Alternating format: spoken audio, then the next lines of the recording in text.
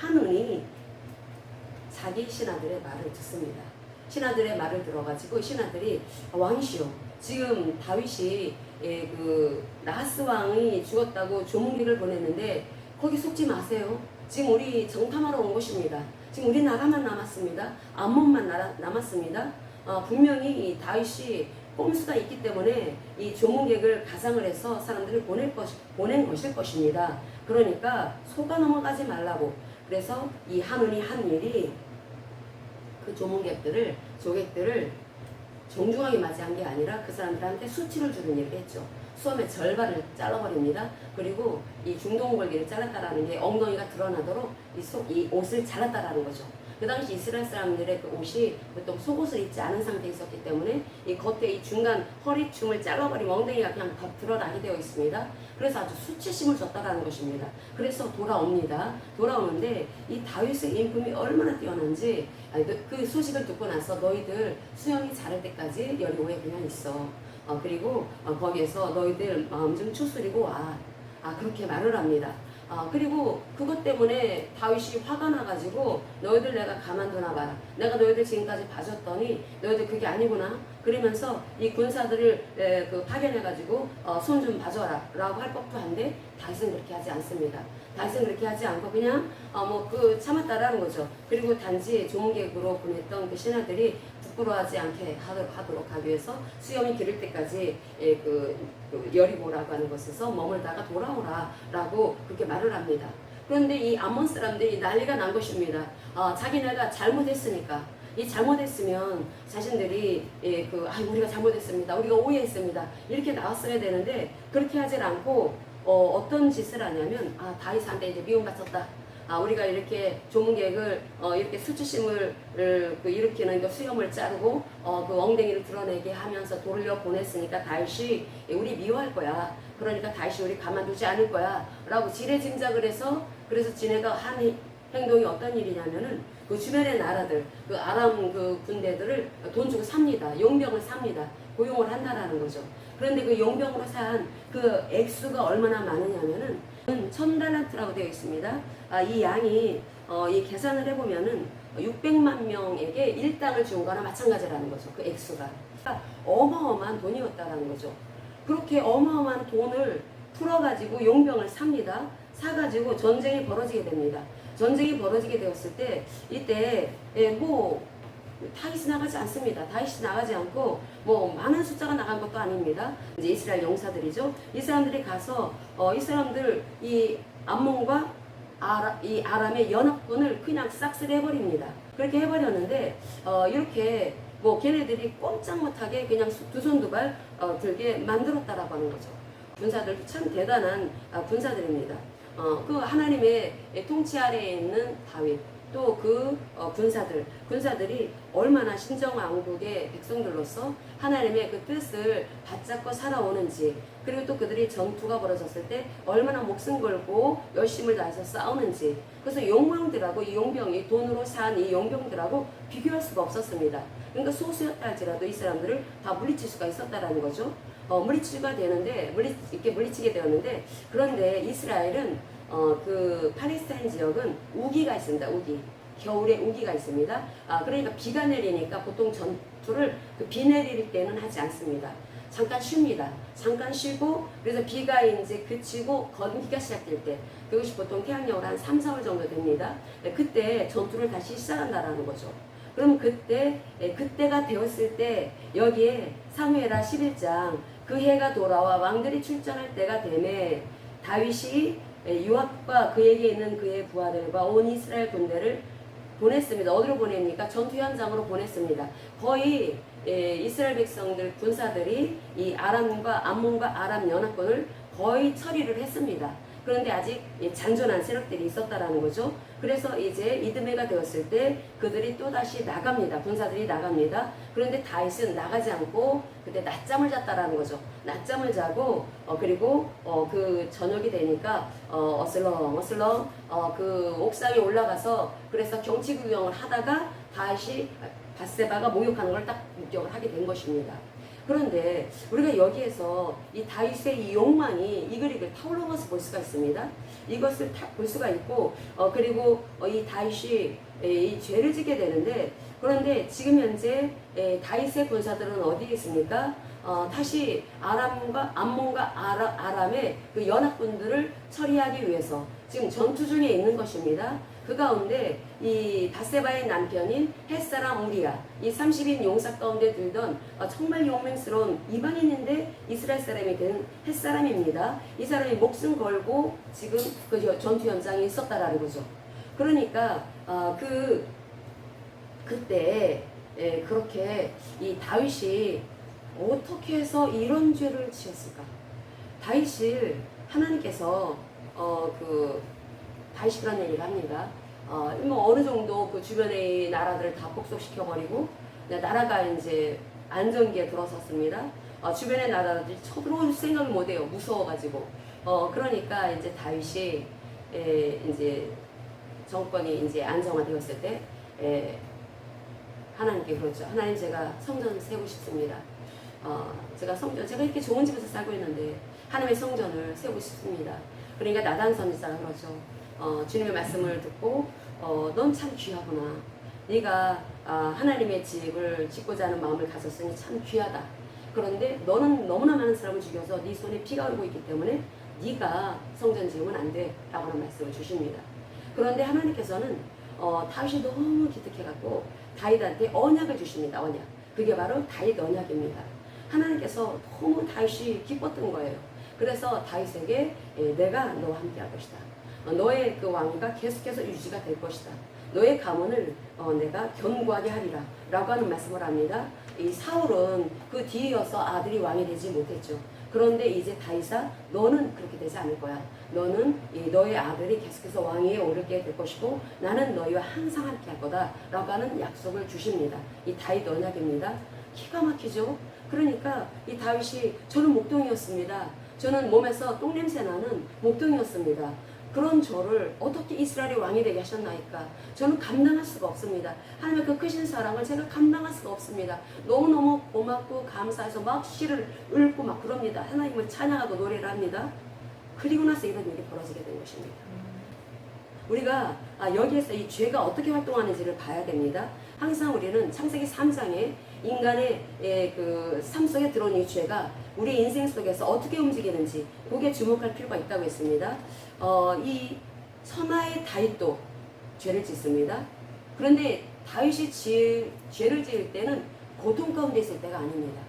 다윗이 죄를 지을 때는 하나님의 놀라운 언약의 말씀을 들을 때, 그리고 언약을 듣고 나서 또 가는 곳곳마다 이스라엘 군사들, 그 용사들이 다 싹쓸이해버리는 거예요.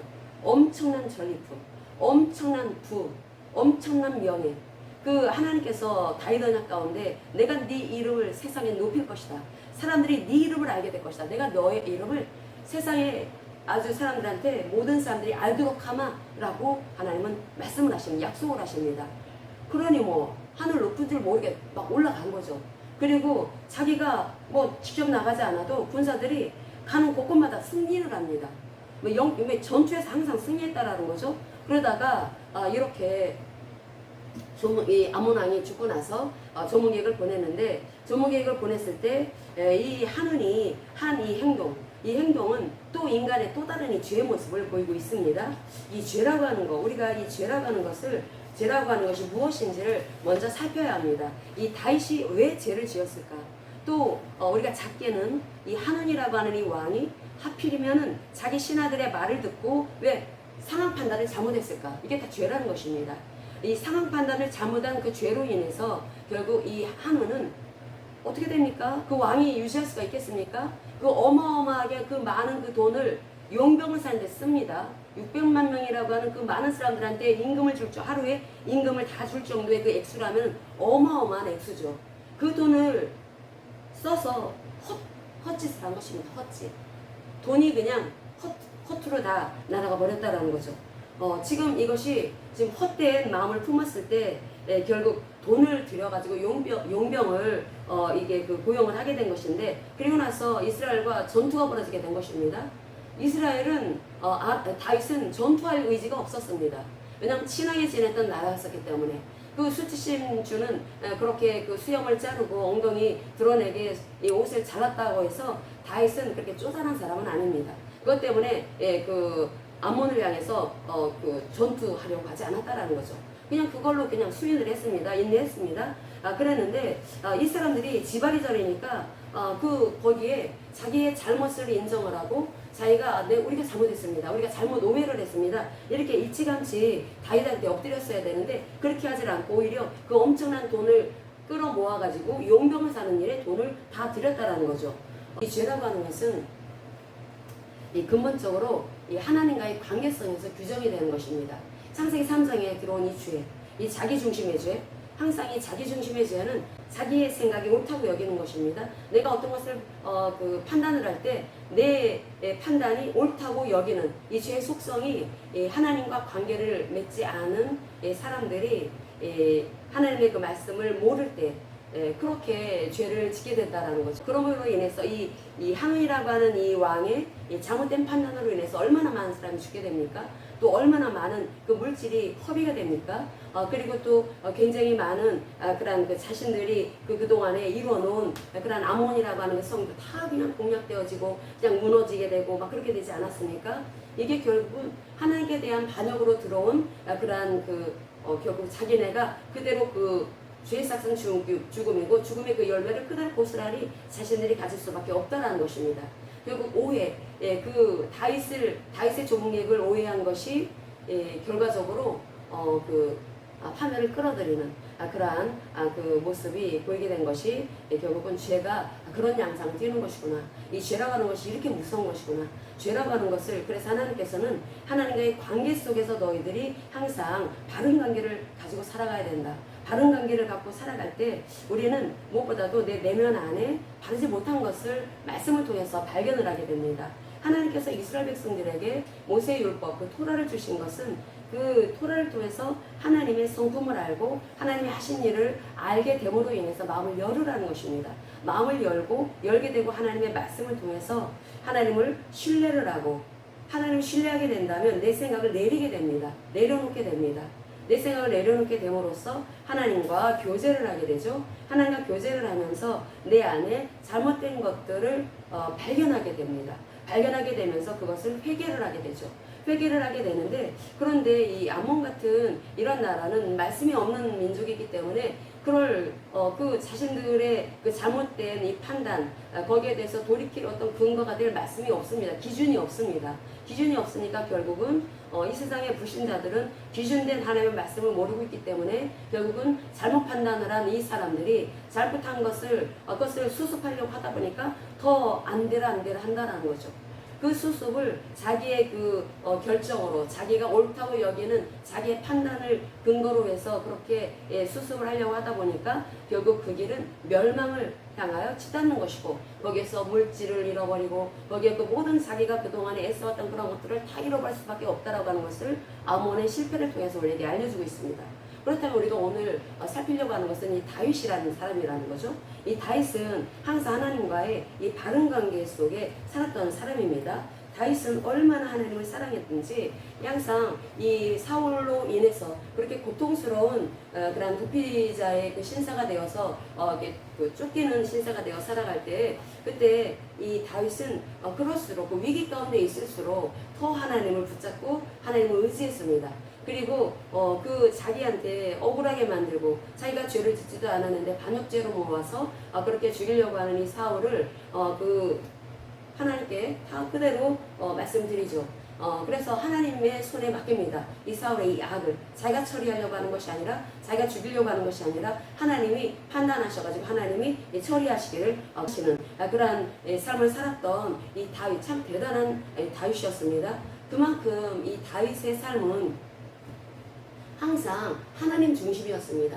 항상 하나님을 믿었고 늘 마음속에 하나님이 있었고 하나님을 생각했고 그 하나님의 이름을 부르면서 기도하고 그래서 항상 이 다윗의 이 삶은 하나님으로 온통 젖어 있었습니다. 특별히 늘 피해 다닐 때 사울의 눈을 피해 다닐 때 더 간절한 마음으로 주님을 불렀고 주님을 찾았던 사람이 다윗이었습니다. 그렇게 하나님의 그 은혜 안에서 이 어려운 시절에 그 다윗이 그 위기를 그 넘길 수가 있었고, 그럴수록 다윗의 마음은 주님을 더 깊이 알아가면서 주님과 아주 굉장히 치밀한 교제를 할 수 있었다라는 거죠. 그렇게 다윗은 하나님과 아주 굉장히 깊은 관계를 맺고 있었습니다. 그런데 어떻게 이렇게 이 사무엘하 10장에서부터 이 12장 이루기까지, 그리고 또 역대상 19장 또 20장 여기에 걸쳐서 있는 이 말씀에서 나오는 이 다윗의 이 이야기. 근데 역대상에서는 다윗의 이 실책에 대해서, 다윗의 죄에 대해서는 말씀을 하지 않습니다. 그런데 이 사무엘 하에서 그대로 다윗의 죄를 고발하고 있습니다. 근데 다윗이 왜 이렇게 이 죄에 빠질 수밖에 없었을까? 그것은 이 다윗이 하나님의 그 은혜 안에서 그렇게 왕이 되었고, 그리고 하나님께서 언약을 체결하시면서 하나님께서 늘 함께 하신다. 그리고 이 다윗 언약을 통해서 이 다윗 개인의 그 인생 속에서 또 그 가문을 뒤이어서 계속 아들들 후손들이 이어서 왕이 될 때 하나님이 어떻게 돌봐주시고 어떻게 함께 하시는지 놀라운 축복의 말씀을 들었는데, 이 다윗 언약은 또 오실 메시아에 대한 말씀도 같이 담고 있는 것입니다. 이 성경 말씀은 거의 이렇게 중복적으로 말씀을 담고 있을 때가 참 많이 있습니다. 근데 다윗이 어떤 실수를 했는지 우리가 사무엘하 12장 10절에서 나단 선지자의 책망을 통해서 볼 수가 있습니다. 사무엘하 12장 10절을 보겠습니다. 9절에서부터 10절까지 보겠습니다. 사무엘하 12장 9절에서 10절. 그러한데 어찌하여 네가 여호와의 말씀을 업신여기고 나 보기에 악을 행하였느냐. 네가 칼로 햇사람 우리아를 치되 암몬 자손의 칼로 죽이고 그의 아내를 빼앗아 내 아내로 삼았도다. 이제 네가 나를 업신여기고 햇사람 우리아의 아내를 빼앗아 네 아내로 삼았은즉 칼이 네 집에서 영원토록 떠나지 아니하리라 하셨고. 아멘. 하나님께서 이 다윗의 죄를 나단 선지자를 통해서 지적하십니다. 그게 무엇입니까? 업신여겼다라는 것입니다. 하나님의 말씀을 업신여겼다. 하나님의 말씀을 업신여긴 것은 곧 하나님을 업신여긴 것이다 라고 말씀을 합니다. 다윗은 항상 하나님께 마음이 가있던 사람입니다. 말씀을 통해서 깊은 교제를 했던 사람이 다윗이었습니다. 항상 말씀을 통해서 하나님과 교제를 하고 하나님의 동선을 말씀을 통해서 파악을 했던 사람입니다. 특별히 토라의 말씀을 통해서 하나님이 어떻게 하나님께서 이스라엘 백성들을 건져주셨고 또 자기의 인생을 건져주셨는지, 창조주 되신 하나님, 구원자 되신 그 하나님, 그 하나님의 그 속성, 하나님의 성품, 그리고 그 하나님의 그 능력을 다윗은 이 말씀을 통해서 알아갔던 사람입니다. 그리고 실제로 하나님의 은혜를 체험을 하죠. 그 하나님을 체험해서 그래서 다윗의 마음 안에는 항상 하나님이 가득 차 있었습니다. 가득 차 있었었는데, 그런데 다윗이 하나님께서 지적하신 것처럼 네가 나를 업신여겼다, 네가 내 말씀을 업신여겼다 라고 하는 그 말씀처럼 이것은 하나님의 말씀을 가볍게 여겼다라는 것입니다. 이 가볍게 여기고 결국은 이 가볍게 여기었다라고 하는 것은 하나님의 말씀을 멀리했다라는 거죠. 하나님의 말씀을 멀리하게 되면은 그 하나님의 그 말씀이 이 다윗으로 하여금 계속 말씀을 거울 삼아서 자신의 내면을 비춰보고 자신의 안에 있는 마음속 깊은 곳에 욕망의 방들이 있다고 했습니다. 그 욕망의 방들 속에 있는 그 많은 그 욕망들, 그런 욕망 가운데 이 다윗이 넘어진 것이 바로 성욕이었습니다. 근데 이 성적인 이 욕망, 이런 것들을 다뤘었어야 되는데 그거를 못했었다는 것입니다. 그걸 못했는데, 그런데 하나님께서 말씀하시기를 너는 나를 업신여겼다, 너는 나의 말씀을 업신여겼다, 그것은 네가 말씀을 가볍게 여겼기 때문이다 라고 하는 말씀을 하고 있습니다. 그런데 그러는데도 불구하고 하나님께서는 라빠성을 함락시키게 하십니다. 지금 다윗은 예루살렘 성에 있습니다. 그리고 그 부하들은 그 라빠성에서, 이제 라빠성이 그 암몬의 수도였기 때문에 그것만 함락시키면 다 된다라는 거죠. 그 즈음에서 요압이 전가를 보냅니다. 왕한테 전가를 보낼 때 왕이 직접 오셔가지고 마지막 빵빠레를 울려주세요 라고 하는 말을 합니다. 그것은 그 당시에 고대 전쟁에 있어서 그 마지막 예를 들어서 왕의 숨통을 끊어놓거나 그렇게 완전 마지막 마침표는 보통 왕들이 했다라는 것입니다. 그러니까 왕이 오셔가지고 영광 받으세요. 내가 그 영광을 받고 싶지 않습니다. 왕이 오셔서 그 영광 받으세요. 라고 해서 정가를 보냅니다. 근데 그 즈음에 그런 일이, 그 바로 전에 그런 일이 벌어졌다라는 거죠. 그러니까 지금 바세바를 간음하고 나서 임신을 한 상태, 임신을 했고, 그러니까 우리아를 불러드립니다. 우리아를 불러들여가지고 자기가 임신시킨 것이 아닌 걸로 위장시키려고, 이게 속이려고 했다라는 거죠. 이 죄라고 하는 것이 자기가 욕망 처리를 못하다 보니까 이 죄가 계속해서 꼬리에 꼬리를 물면서 다윗을 점점 무덤을 파게 만들어 버립니다. 우리아를 불러들여가지고서 자연스럽게 임신한 걸로 이게 보이고 싶었는데, 이 우리아가 도대체 자기네 집으로 들어가지를 않으니까, 그러니까 어쩔 수 없으니까 요압한테 전가를 보내줘. 네가 처리하라. 그러니까 요압, 눈치 빠른 요압이 알아서 그 엄청나게 극심한 그런 극렬한 전투 현장에 있는 것으로 우리아를 거기에 그 집어넣습니다. 그래서 우리아가 벌써 죽죠. 그때 그리고 나서 그 결국 암논의 그 라파성을 완전히 공략을 합니다. 그 시간이 보통 다른 목사님들이라든지 다른 보면은 이게 그 이런 일이 벌어지고 솔로몬이 다 태어나고 나서 그런 다음에 라파성을 공략한 걸로 그렇게 설교를 하는 경우가 거의 대부분입니다.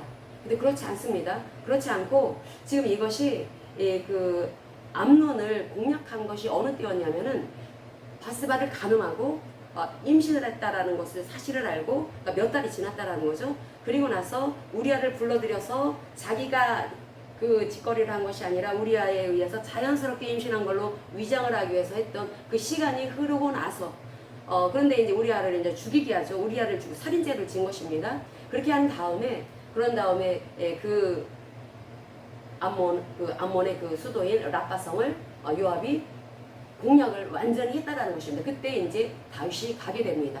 가게 되어서 그래서 이 사실이 그래서 역대상 19장에서 20장 이 사이에 어떤 일이 벌어졌냐면 사무엘아 그 우리가 아까 이거 짤막하게 읽었지만은 11장과 12장 나달의 책망까지 그리고 솔로몬이 태어난 것까지 나오지 않습니까? 그게 거의 한 5년 기간쯤에 나타난 것이라는 것입니다. 이 기간에 그 싸움이 이 암몬 족속하고 싸운 것이 아니라 그렇게 뭐 보통 설교자들이 얘기하는 것처럼 그렇게 싸운 것이 아니라 이것이 그 아주 몇 달간의 사이에 벌어진 일이라는 것입니다. 그러면 우리가 생각해야 되는 것이 다윗이 나단의 이 꾸지람을 듣고 분명히 회개를 합니다. 그런데 라파성을 공략한 것은 회개하기 전의 일이었다는 것입니다. 다윗이 회개하지도 않았는데 라파성이 공략되도록 하나님께서는 승리하게 하십니다. 그래서 이 다윗이 죄를 회개하지 않았는데 어떻게 이렇게 승리할 수가 있을까? 그러니까 이 설교자들이 보통 이것을 설교할 때 하나님께 이 다윗이 회개했기 때문에 회개를 했기 때문에 결국 하나님께서 다 용납을 하셔가지고 그래서 승리하게 하셨다라고 설교를 합니다. 그것은 사무엘하를 보면서 그것을 깊이 보지 않았기 때문에 그렇게 설교를 하는 것입니다.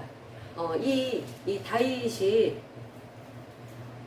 죄를 지은 상태로 몇 달이 갔다라는 거죠. 시간이 꽤 흐른 것입니다.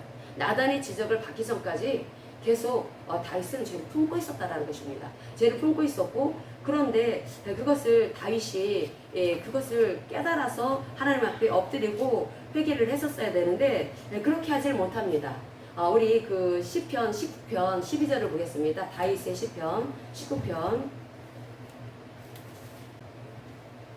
12절에서 13절 읽겠습니다. 자기 허물을 능히 깨달을 자 누구리요? 나를 숨은 허물에서 벗어나게 하소서. 또 주의 종에게 고의로 죄를 짓지 말게 하사 그 죄가 나를 주장하지 못하게 하소서. 그리하면 내가 정직하여 큰 죄과에서 벗어나겠나이다. 아멘. 여기에서 이 숨은 허물이라고 하는 게 자기 안에 그 죄가 있습니다. 죄가 있는데 의식하지 못하는 죄를 말합니다. 분명히 내가 하나님을 거역하고 살고 있는데도 불구하고 내가 그렇게 하나님을 거역하고 살고 있다고 생각하지도 못한다라는 거죠. 우리 안에 이런 숨은 허물이 있다라는 것입니다. 이런 숨은 허물에서 벗어나게 해달라고 다윗이 기도를 하고 있습니다. 다윗 같은 사람, 하나님과의 바른 관계 속에서 하나님의 칭찬을 들어서 하나님의 마음에 합한 자라고 하는 그런 칭찬을 들었던 사람인데 이런 죄를 지었다라는 것입니다. 그런데 그건 보통 죄가 아닙니다. 남의 부인을 간음한 거예요. 말하자면 겁탈한 거나 마찬가지죠. 그 바세바가 원했겠습니까? 그러니까 왕의 권세로 밀어붙였다라는 것입니다. 자기 그 욕망을 그렇게 그런 식으로 그 풀었을 때 그것이 얼마나 악한 죄였는지. 근데 그걸로 끝난 것이 아니라 그때쯤에라도 자기가 이실직고 하고 하나님 제가 잘못했습니다. 그리고 그 우리아에게도 자기가 뭐 솔직하게 얘기하고 정말 잘못했다. 그럼 우리아가 그 또 용서를 해줬지 않겠습니까? 그런데 그거를 안 했다라는 거죠.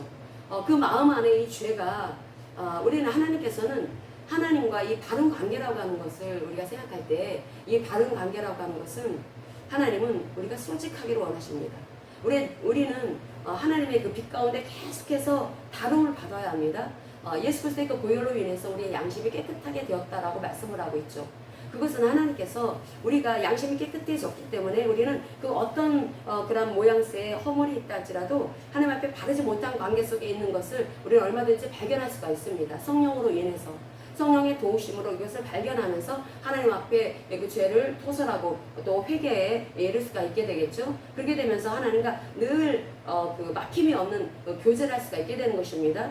그런데 그렇게 되질 않고 만약에 그 죄를 품게 되면 이 다윗이 얼마나 고통스럽겠습니까? 이 죄를 품고 있을 때 이 다윗의 그 고통스러운 이 나날들 이러한 것이 이 다윗으로 하여금 아마 뼈를 썩게 만들었을 것입니다.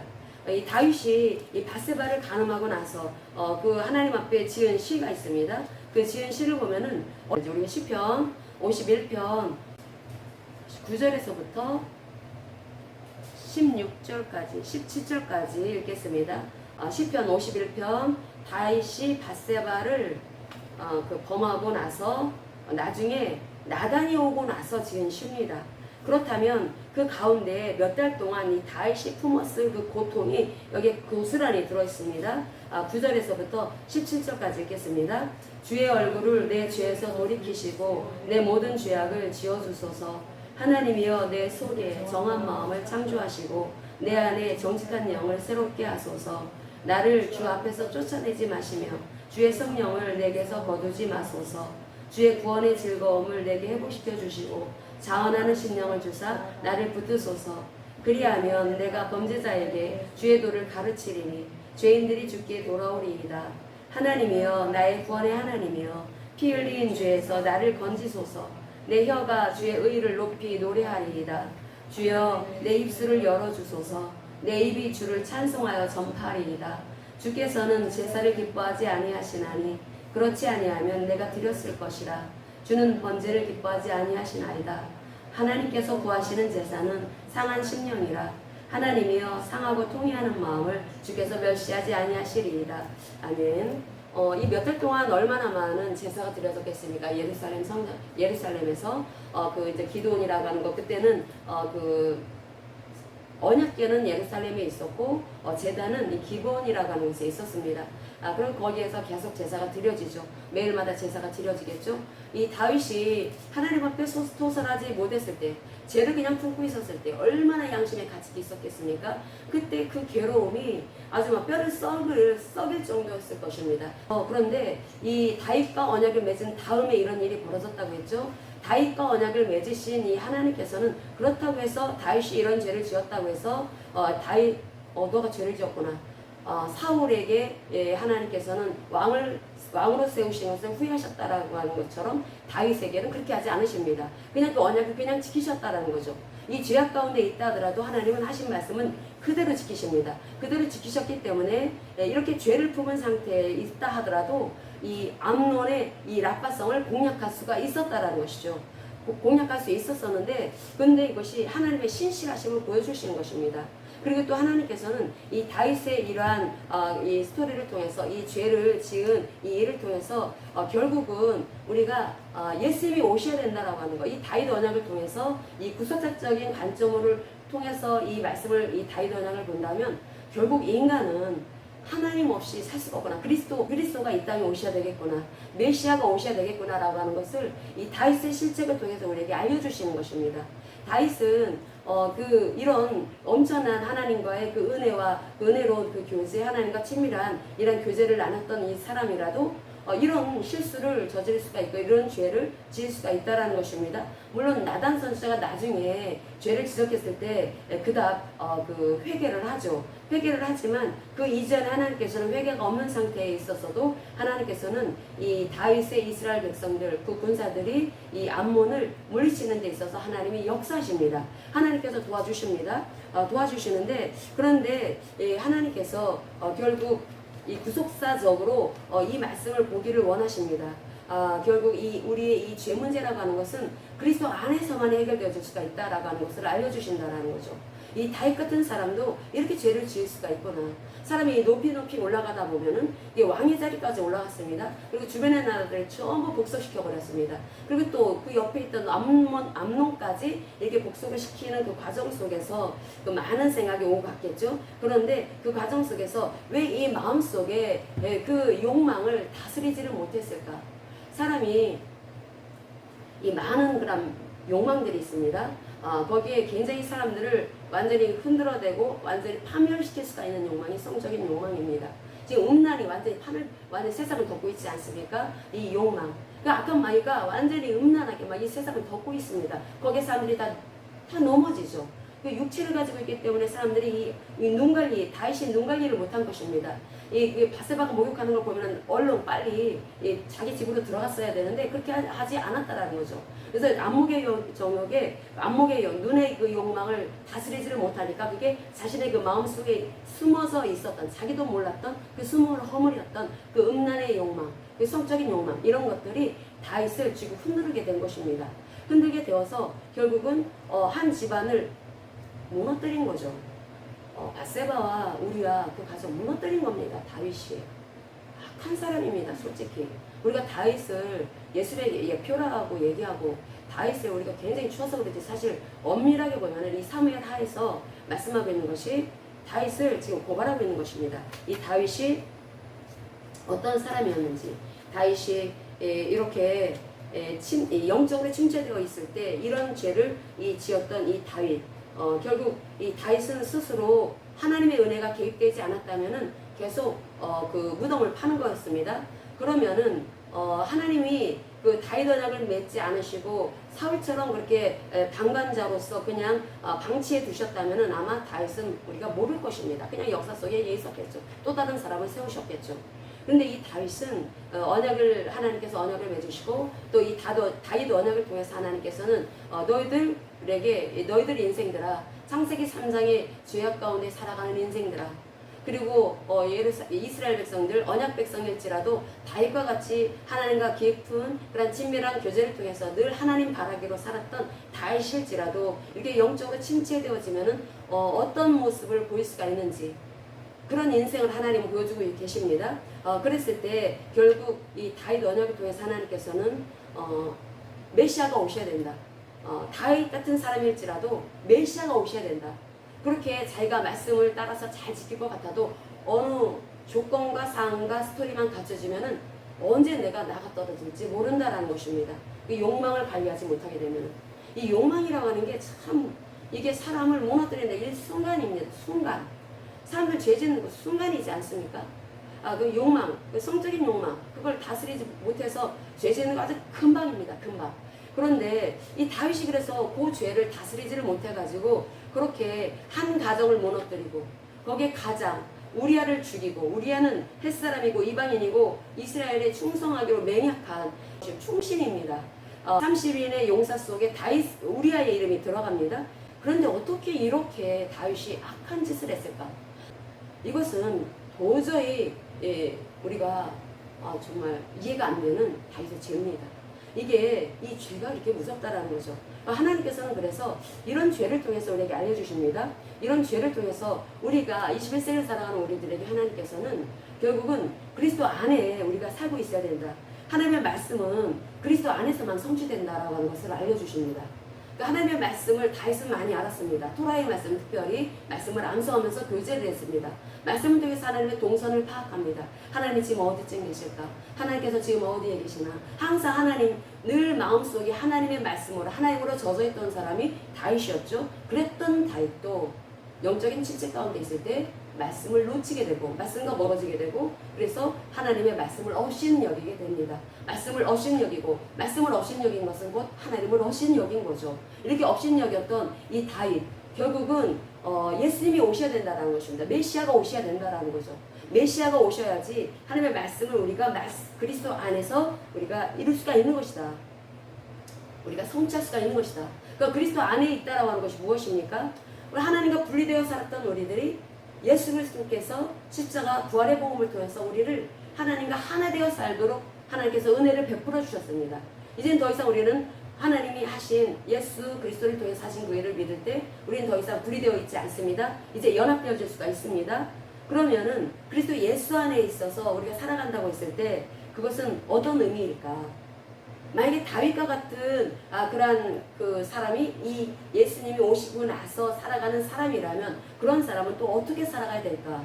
그리스도 안에서 그 다윗은 그런 욕망이 올라올 때, 성적인 욕망이 올라올 때 이걸 처리해야 됩니다. 그런데 이 다윗은 스스로가 못했다라는 거죠. 그런데 우리는 이 그리스도 안에서 살아가는 신약 백성들을 할 수 있다라는 것입니다. 이 다윗 시대가 다르다라는 거예요. 다윗은 하나님의 말씀을 따라서 살아갔기 때문에 충분히 하나님과 교제가 가능했습니다. 그런데 영적으로 다운이 되다 보니까 그것이 안 됐다라는 것입니다. 그런데 우리는 그리스도 안에서 우리는 그것이 가능하다. 왜냐하면 그리스도 안에서 우리는 하나님의 권위 아래 있기 때문에 그리고 하나님과 연합되어져 있기 때문에 우리는 그게 가능하다라고 말씀을 하십니다. 그래서 우리는 이 연합되어졌다라고 하는 거 십자가와 부활의 복음을 통해서 우리는 하나님과 하나 되어졌습니다. 연합되어졌기 때문에 이제 내 안에 그분이 와서 사십니다. 사시니까 내가 이제 내 마음을 하나님 앞에 계속 드릴 수가 있다는 거죠. 하나님께 마음을 드립니다. 그리고 하나님의 피공로, 예수 그리스도의 그 피공로, 십자가의 그 피공로를 힘입어서 내가 하나님과 하나가 되어졌기 때문에 이제 나는 하나님의 말씀을 이루면서 살 수가 있습니다. 이것을 놓치면 안 됩니다. 그 어떤 우리가 죄를 지어서 넘어지는 순간이라고 해요. 순간. 특별히 성적인 것은 순간입니다. 순간이기 때문에 이런 것들을 그런데 이 욕망이라고 하는 거 우리가 야고보서를 잠깐 보겠습니다. 야고보서 1장 14절에서부터 15절까지 야고보서 1장 14절 15절 같이 읽겠습니다. 오직 각 사람이 시험을 받는 것은 자기 욕심에 끌려 미혹됨이니 욕심이 잉태한 즉 죄를 낳고 죄가 장성한 즉 사망을 낳느니라. 아멘. 이게 욕심이 에피데미아 욕망을 말합니다. 그런데 이 욕망이라고 하는 것이 이것이 자기가 내 마음 속에 있는 깊은 이 마음의 이 골방 속에 어떤 성적인 욕망 이런 것들을 만약에 방치를 하게 되면은 이게 나로 하여금 죄를 낳게 한다라는 거죠.